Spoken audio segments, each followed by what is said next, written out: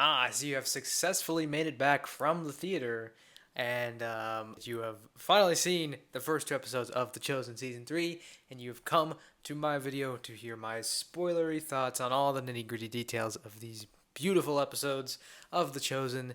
And I'm grateful that you decided to come and check out my opinion, my humble, um, can't really think of any other adjectives to describe it, but a humble opinion on these two episodes of The Chosen. So, I don't know exactly how the theater experience differs from the premiere experience. There might be some things that are added in the theater experience that are not that weren't shown at the premiere. So if there are stuff like that, then I will not be talking about them here. I will only be talking about the first two episodes of season 3 and the Matt Marr little music video thing. So if you enjoy my thoughts or if you enjoy the video, then make sure to like the video and comment down below. What did you think about the two episodes now that you all have seen them and you're here to hear my thoughts on them? And if you haven't seen the episodes yet, then why are you watching? Please click away if you don't want to be spoiled. And if you want to watch my spoiler-free thoughts on the episodes, then please click right up there where my video should be. You can click it and watch my non-spoiler thoughts on the episodes.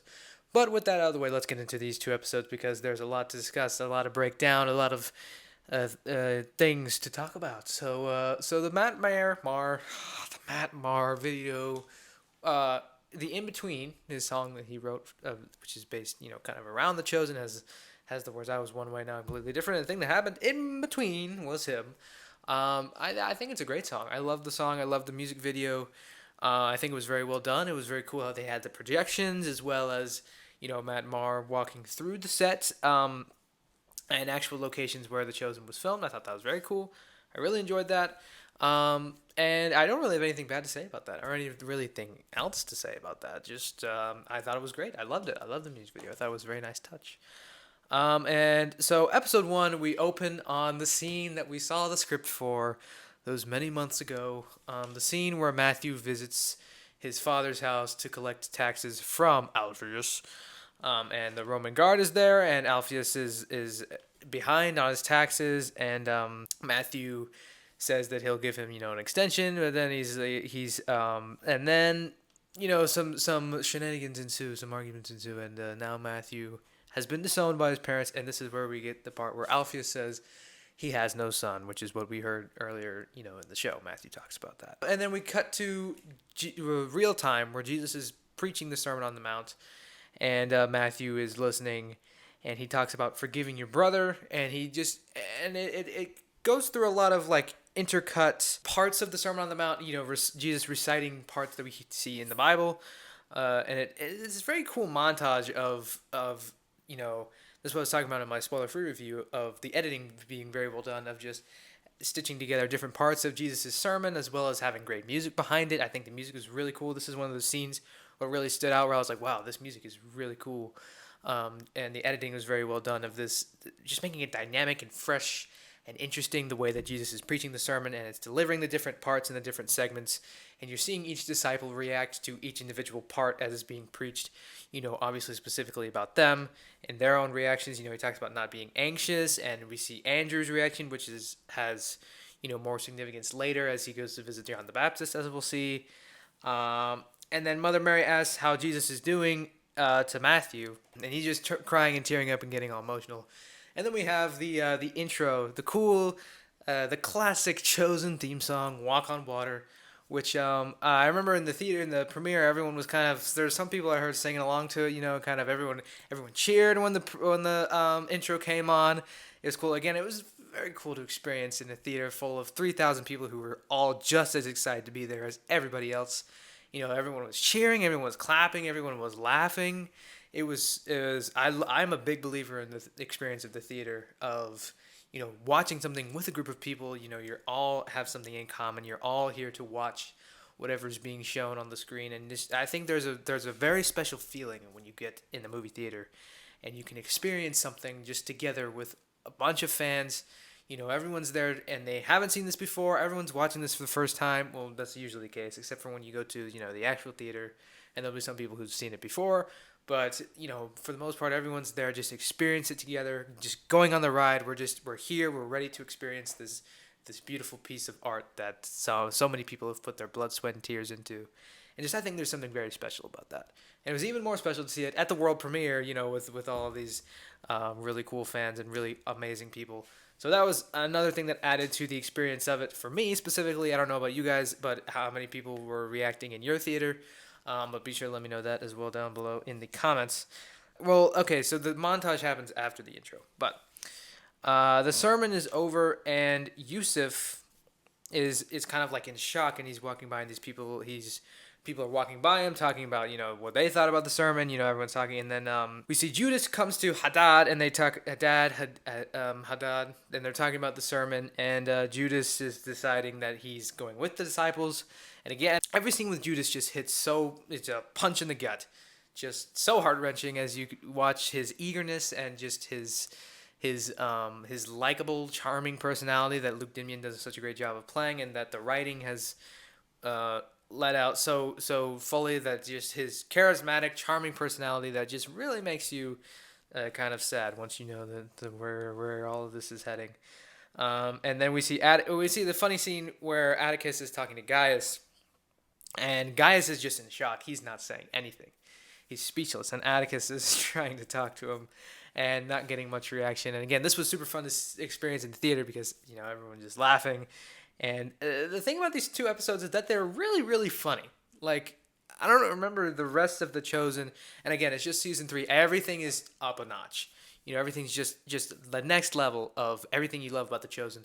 It's still The Chosen. It's still, everything you love, except just to that next level with everything, including the humor.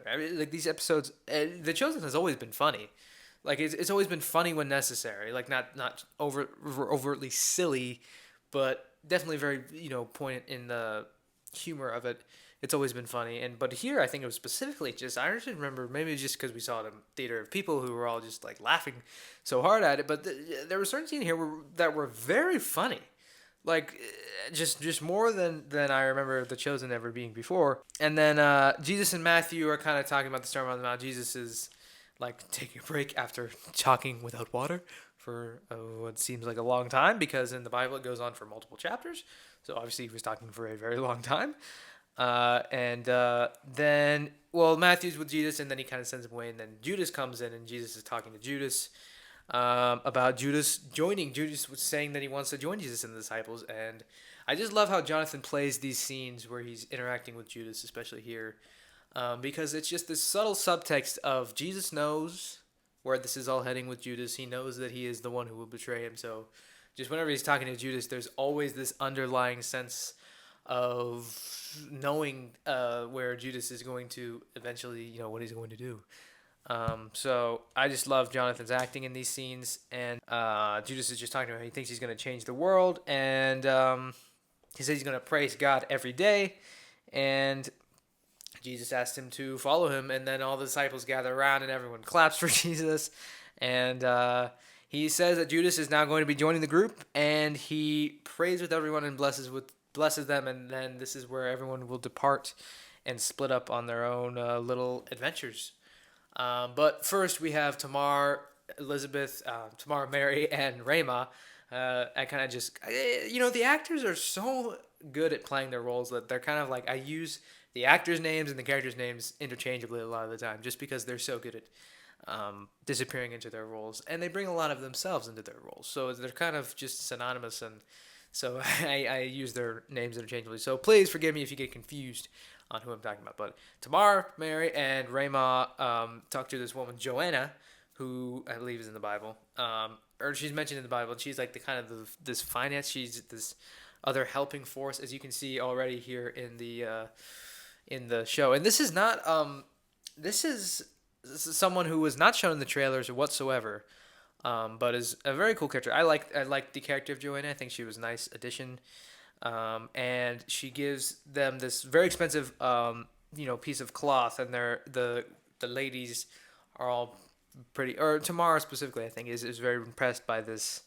red thingy, and she says that she's talked with John. And Andrew gets really interested and is pretty anxious, as he's really wanting to see and meet John again, because he's very much worried about him because he's in prison.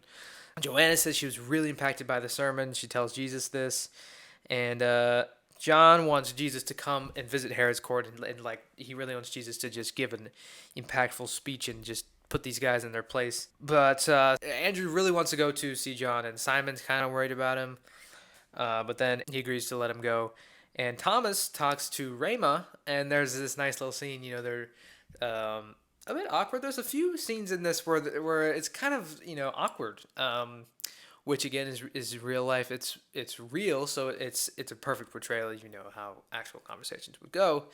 But there are a number of scenes I've noticed where they're just like silence. They really let things sit and be awkward, which adds to the comedic effect of these scenes. But the scene where Thomas is talking to Rama, that really lets things sit. Like there's silence for multiple seconds in these scenes, and it's very funny to watch. And then he talks with Rama, and they decide they're gonna meet after first meal tomorrow. And then as Rama walks away, and then Thomas turns around, Barnaby gives him a thumbs up, which is everyone burst out laughing in the theater, which is again it's a very funny thing. And then Yusuf goes into the synagogue and he talks to this like synagogue administrator guy, and his name is Jairus, I think. And Jesus raises this guy's daughter from the dead later in the Bible. I forget where, but he raises this guy's daughter from the dead. So this is going to be a recurring character. He's going to show up again some other time. And then Yusuf is saying that he has a document that he wants to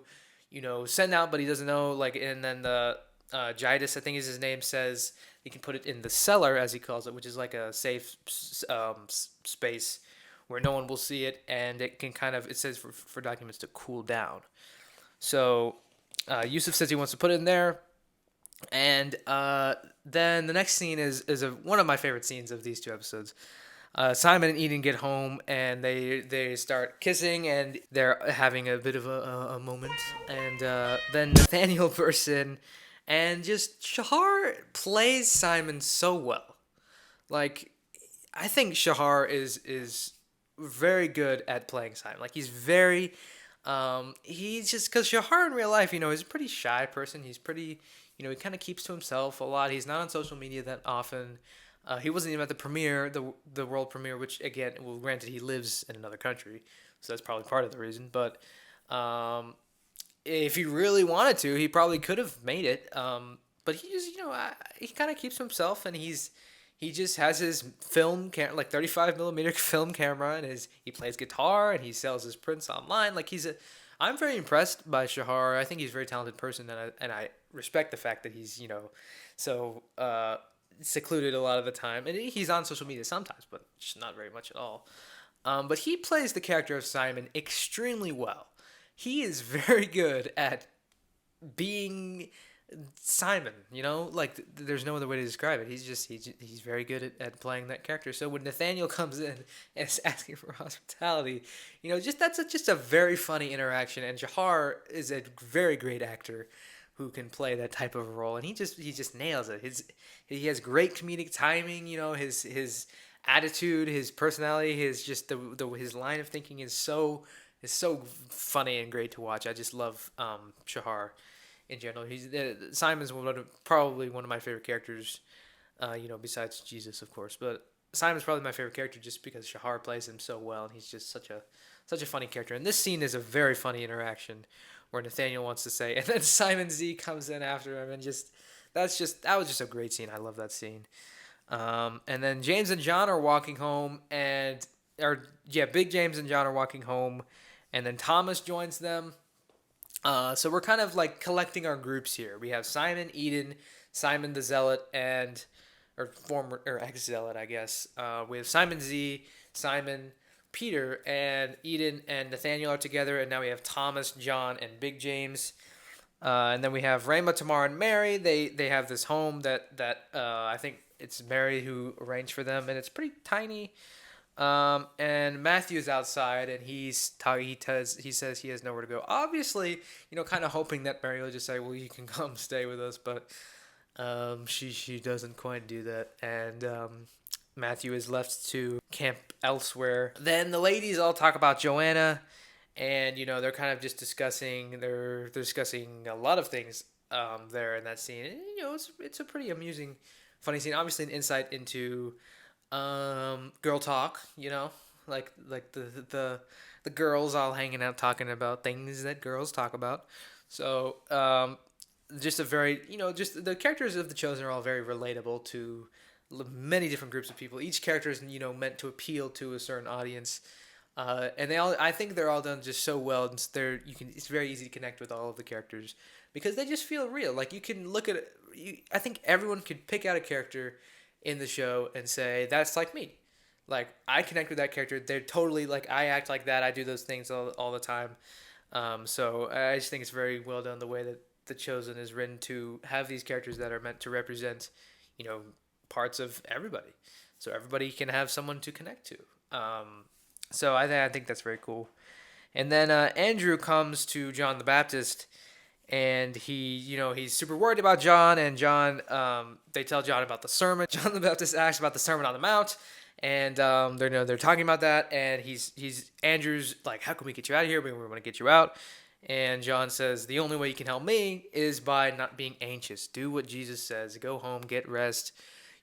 Just listen to him. Stop worrying about me.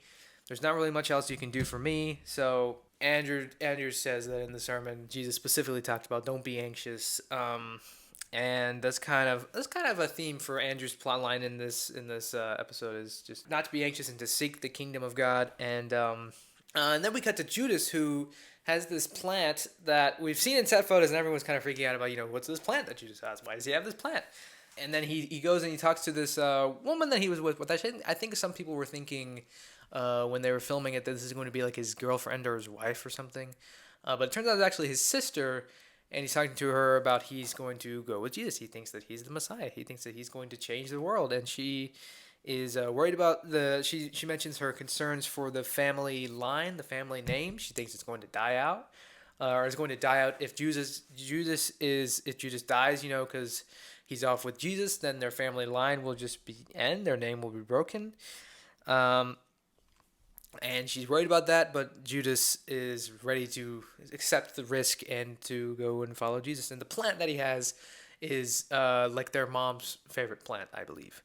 So then Yusuf decides to put his document in the cellar, and it turns out that it's for Nicodemus himself. So maybe we'll get Eric Avari back in here before he dies, before the end of the show. Nicodemus might come back someday, which would be great because he's like the best character so far. And I said before, I've said a lot of things on the podcast, okay? Not everything I've said. A lot of things I said, I probably don't agree with anymore. I said a lot of things on the podcast that I'm not the most proud of, okay? And one of the things I said was that Eric Avari is a bit, like he's a notch above everybody else's acting. And I just want to clear that up. I think that every actor on The Chosen is phenomenal. All of them do such a great job. And Eric Avari is just another example of that, okay? I don't think that anybody's better than anybody else. I think everyone does a phenomenal job. So I just want to clear that up. No one's asked me about that. No one said they're mad about that or concerned about that. But I just want to clear that up because there's some things that I go back and I think about, I said that. That probably was not the best thing to say. I probably don't agree with that as much anymore. That's just one of those things. So, FYI, everyone is great. Okay, so moving on. Just want to clear that up. That's been bothering me for a while. Oh, I feel so much better now. So Andrew comes to Mary, Tamar, and Rama's house, and he apologizes to Mary for season 2, episode 7, I believe, where he was getting really stressed out. And he yelled at her, and he said all those mean things to her. He just apologizes, and she says, no one's ever told her sorry before, and he says, you don't deserve that. And there might be maybe some implication that there might be some implication of a little bit of chemistry there. I don't know. Am I just looking too much into things? When a guy and a girl talk, you don't automatically assume that they're in love, okay? But in this situation, there might be a little bit of something there. That's all I'm saying, okay? There might not be, that might not be what was intended, but it seems to me maybe there's a little bit of something there, which would obviously, come between Mary and Matthew, who Matthew obviously has a crush on her. So just want to throw that out there. Feel free to disagree with me in the comments. But anyway, so during this scene, this is also intercut with Matthew coming to his parents' house. and he apologizes to his dad, Alpheus, and he calls him son. And that's where the episode ends. And this got a big cheer in the theater as well. Everyone was really happy about this. So that was awesome. And that's the end of episode 1. So let's move right into episode 2. And in episode 2, we begin with, these people who follow Jesus from the Sermon on the Mount. And they're kind of like camping out outside the city of Capernaum. And Atticus and Gaius are talking about them. And Simon Z and Nathaniel are kind of walking, they walk through the crowd and they're talking there's a scene with Atticus and Gaius where they're talking about a lot of different things. But specifically about these people and about Jesus of Nazareth. And you can see Gaius is having a little bit of conviction here that maybe after the Sermon on the Mount, maybe he's a little bit more interested in this preacher from Nazareth than he originally thought. And there's a little bit of that implication there. And then it's a nighttime, and Simon Z and Nathaniel are kind of walking through the camp and talking and mingling amongst the people. And someone in the crowd has a dagger. And there's a little bit of implication of some potential danger that might come up coming soon for Jesus. Who knows? Will we get a knife fight between Jesus and this random stranger? I think not. Probably. It would be cool, though. But it's probably not going to happen. I mean, Jesus fighting someone with a knife would be super cool, but just saying. So anyway, we get the intro. Again, everybody claps. Everybody cheers because it's amazing. And then Matthew is having a meal with his parents. And this is a really cool scene as well. I really like this scene.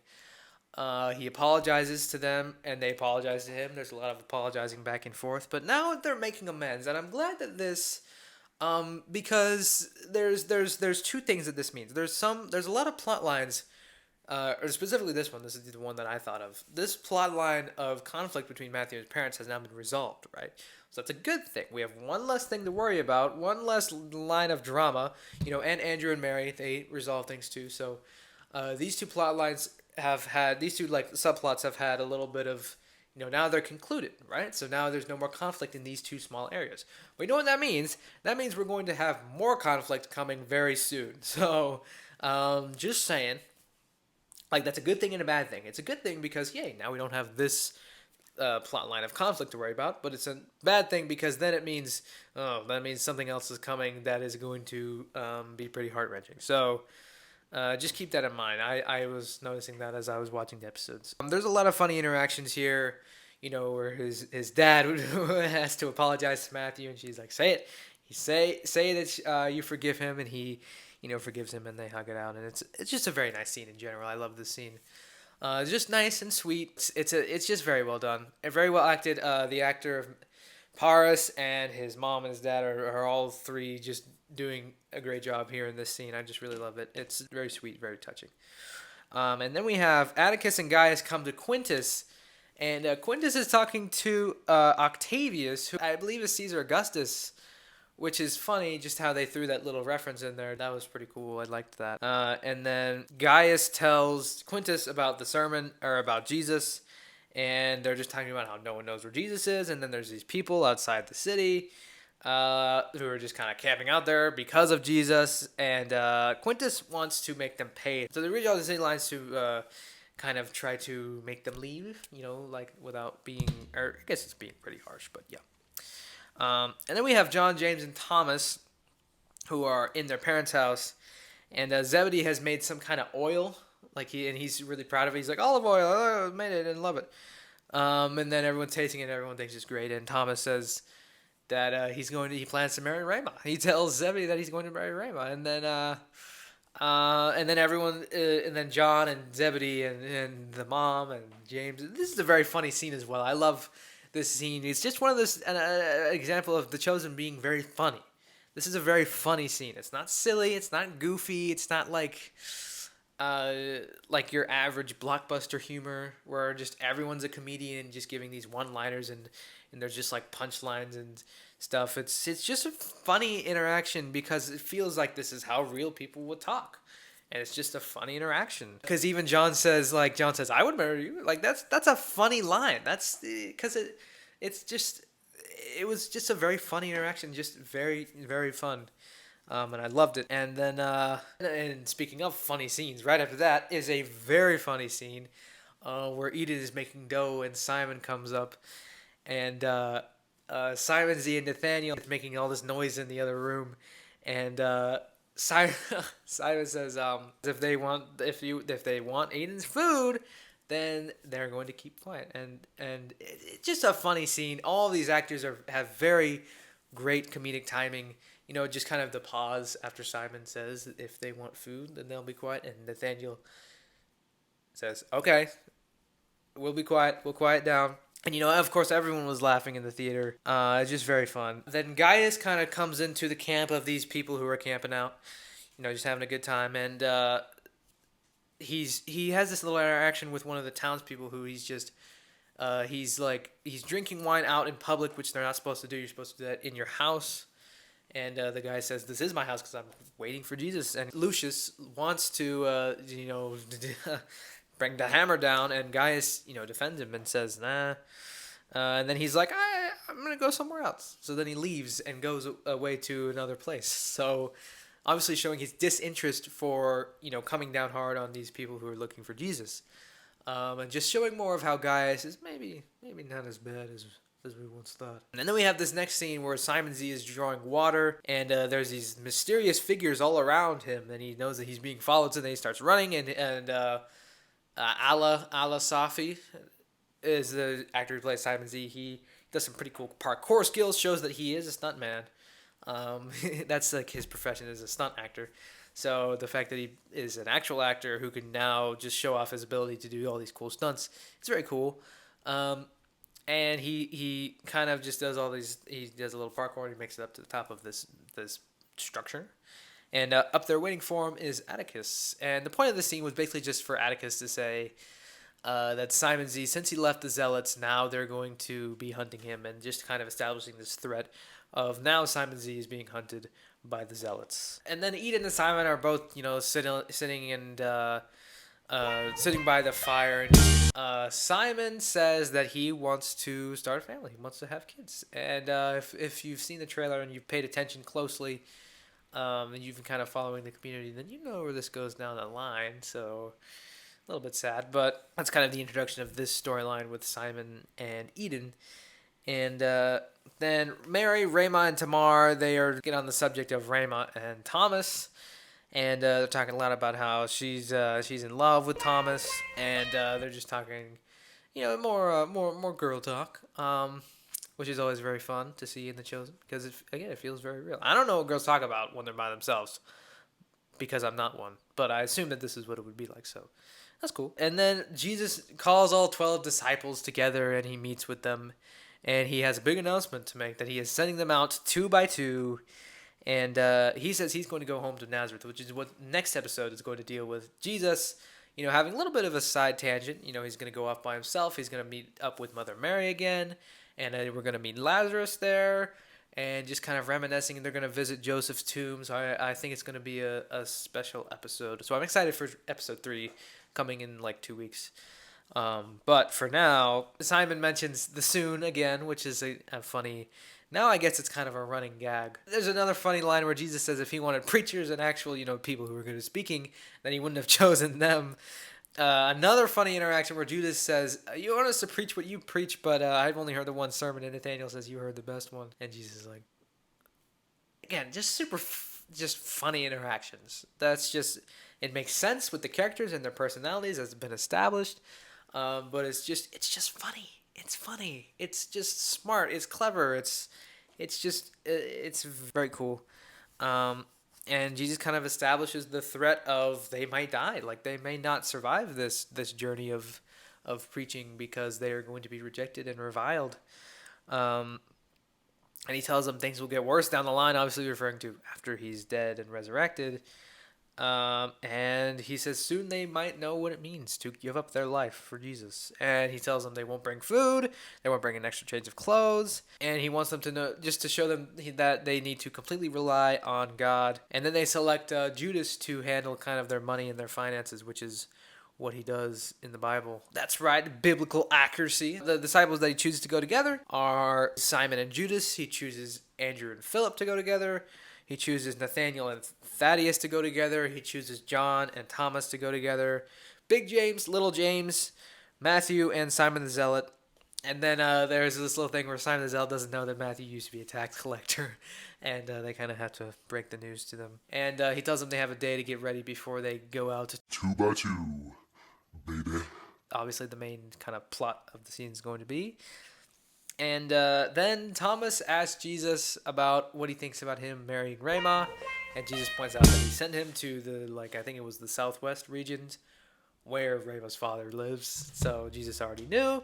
And just another great scene. Or we see Simon is talking to Eden, and Eden is obviously very worried because Simon just talked about wanting to start a family, and Eden is just afraid and concerned for his life because he might die and they might not have a son. So, or they might have a son and Simon just won't be there. But just kind of establishing the threat and kind of the underlying danger that comes with this mission that they're about to embark on. Then Thomas heads outside and Ramo's waiting, and she kind of says she knows about how she's going to propose, and they just have just interactions and their flirt. And then we have this scene where little James confronts Jesus about, hey, you're having me go out and heal all these people, but what about me? And Jesus, this is just a great scene. Just Jesus just spits straight facts here, ladies and gentlemen. Very, very well written scene. Where just you can tell because the writers are so good. It's kind of unfair how good they are at writing. Just Ryan Swanson, I think is his name, and then Tyler Thompson. Both just and Dallas as well. All geniuses in writing. He tells him that it's better story to tell that little James can praise God despite of his disability as compared to other people who may be stronger and more abled. And he just kind of gives this great monologue about about what he talks about. I don't want to repeat because it's not as good when I say it as opposed to when Jonathan says it. So I'm not going to repeat everything he says, but just you've seen it hopefully. If you haven't, then it's kind of awkward. But it's just a great scene, very emotional. He tells him he will be healed one day, and then we get this final scene where Matthew comes to his house and Gaius is there waiting for him. Gaius says shalom, which I thought was a nice little touch, just kind of showing that he cares. And he's kind of saying that he's gonna help Matthew, he's gonna look out for him, and. Then Simon gathers them all together to talk about the danger, and they all talk about how they're scared. They're not fully on. They're not ready to face it with open arms. They're all scared. They're nervous about this journey that they're about to embark on. Philip says he's never done anything like it before, but he says that it's going to be worth it. And Simon says he thinks that they're ready. They gotta make the most of it. And then Simon has a little bit one-on-one with Simon Z. And he says, Matthew being a tax collector, that's not going to be a problem, right? And Simon Z says no. So then they all huddle around and they repeat the psalm, and they all join in and repeat the psalm, and that's where the episode ends. So these two episodes, as you already know, since I hope you've seen them, are phenomenal. They're amazing, and if you haven't checked them out yet, which, again, very strange that you're here at the end of this video, then you definitely should. I know we're all excited for episode 3 when it comes to the app. That's going to be amazing. I am so excited. These are very exciting times for the Chosen community. Season 3 is already off to a great start. Soon I will be posting my podcast episode about my experience at the world premiere. So you should check that out. Link is down below in the description if you want to listen to my podcast. And I will be posting reviews, as soon as these episodes drop. And I hope you guys will stick around for those. And I will see you guys in the next video, where I'll be covering Season 3, Episode 3. And I'll see you then. Bye-bye. I was one